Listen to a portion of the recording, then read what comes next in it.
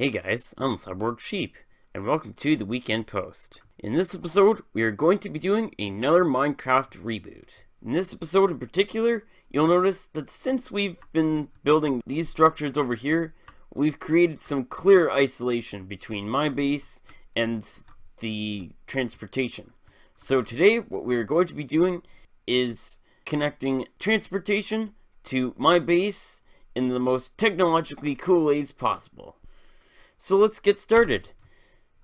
I'm going to be using smooth stone for the main pathways, and for the lights, I'm going to use sea lanterns.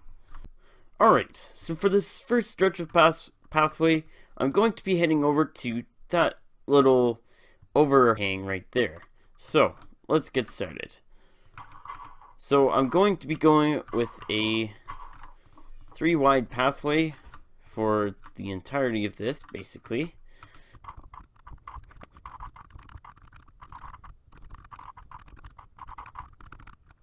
Now, just as I'm working here, one of the things that I wanted to mention is why I haven't been uploading that much recently.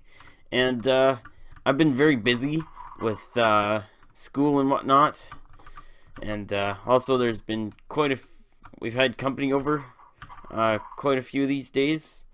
But also, the other problem is me being like, oh, well, I guess I'm not uploading it on the weekend, so I may as well not bother uploading it at all. And then, 1 week turns into 2 weeks, and then 2 weeks turns into 3 weeks, and then before you know it, all the way up at 4 videos that I've missed. So that's what's been going on, pretty much, is totally screwing up on my upload schedule. So there's that. So we're just going along here, and for that little ledge up there, I'm going to use these stone brick stairs, and they can just go, oopsie, like so. And at the beginning and end of each stair set, I'm going to use these sea lanterns. So I'll put it right there and right there, like so. But other than that, we can continue on.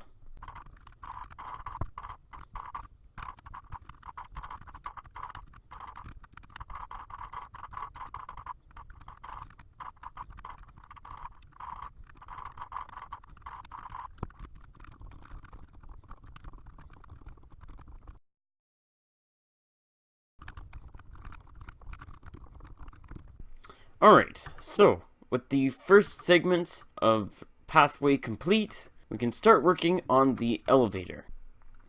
Alright, so the design of this first elevator is very simple. As such, it is actually my design. Alright, we'll start up by creating the cavity that the elevator will fit into at this lower end of the travel. So, what it will be is, we'll cut out an area, like so. The reason I'm using furnaces is because we're going to be using slime blocks in this case. Slime blocks stick to stuff. So, we'll use these furnaces because they can't be moved by pistons and, by extension, slime blocks. So, if we place them like so, we can then start putting in the slime blocks. Make sure to shift click whenever you're placing the blocks on the furnaces. But it starts out with 2 slime blocks like so, a piston facing upward, and a piston facing downward. Like so. Then, there's 2 more slime blocks like that, and then we can put in the observers. The observers and the 2 slime blocks are actually supposed to go like this. But now, to jumpstart it, we put the 2 like this and like that. We then break this one and this one. And then it will go up indefinitely until we place an immovable block in its path. Now, to make it go down, we do the opposite of that. So, we're going to place a block right there, break this one, and then break the other one. And it will go down until it hits the furnaces down here.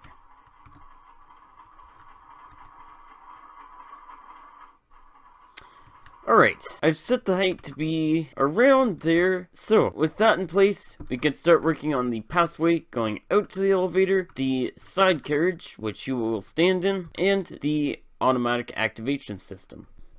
Alright, by slicing out the area here, we can stick a slime block here, here, and here, and we can place a smooth stone block here and here.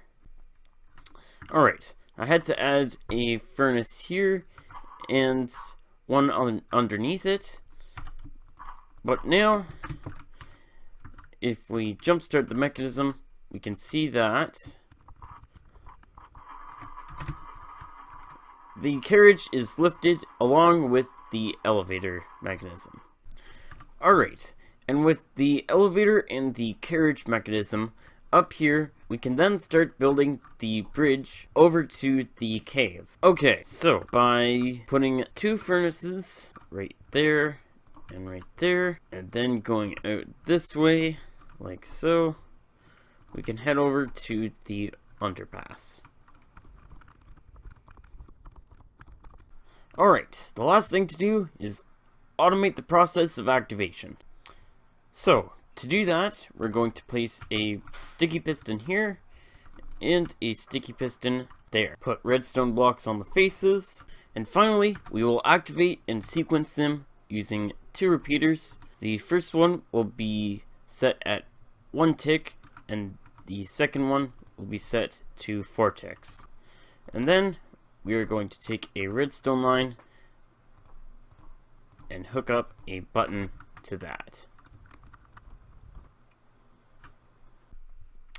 Alright, when I press the button,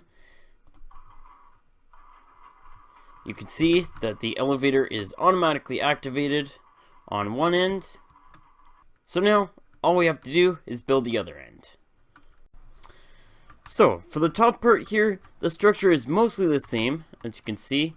It's just a structure like so. The only difference is the redstone. In this case, the top one has the 1 tick, and the bottom one has the 4 tick, in contrast to this one, which is the reverse of that. The rest wiring is basically the same.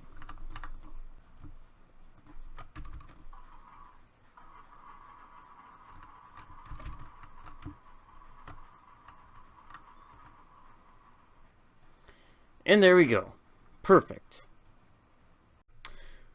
Alright, with the basic elements of this elevator complete, all we have to do now is connect certain points with blocks and add a shaft to the elevator and make the bridge over to the cave a little bit nicer and structurally sound, but that will be done off camera. Alright, quick intermission. The video is getting a tiny bit long, so if you go down to the description below, you can find a link to part 2, but other than that, I'll see you in the next video.